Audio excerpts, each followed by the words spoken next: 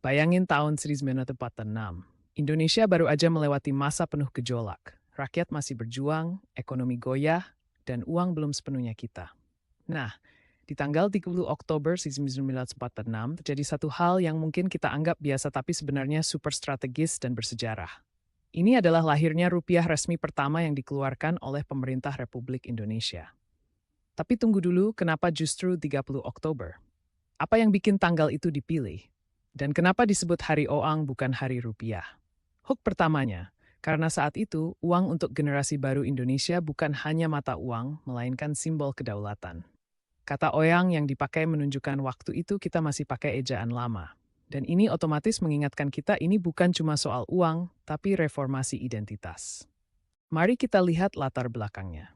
Setelah proklamasi kemerdekaan, Indonesia hadapi tantangan besar kolonialisme belum benar-benar tuntas. Inflasi mengintai, dan alat pembayaran yang digunakan masih campuran. Dari Jepang, Belanda, bahkan tentara sekutu. Pemerintah kemudian menyadari, untuk menjadi negara secara utuh, kita harus punya alat transaksi kita sendiri. Maka dirilislah RI Oang Republik Indonesia sebagai tanda ini rupiah kita. Selanjutnya, kenapa rupiah jadi nama yang dipakai? Kata rupiah sendiri berasal dari bahasa Sanskerta, rupiah, yang artinya perak atau koin perak. Penggunaan kata ini menggambarkan nilai yang diinginkan sebuah mata uang dengan integritas dan identitas. Saat uang ori diluncurkan, ia menjadi alat pembayaran sah pertama dari pemerintah RIC. Dan ya, ada pesan tersirat di sini ketika kita tarik garis dari 1946 ke sekarang. Berapa sering kita sentuh uang digital? Dompet digital, cryptocurrency bahkan makin ramai. Tapi akar identitas kita sebagai bangsa yang punya rupiah merujuk ke momen ini.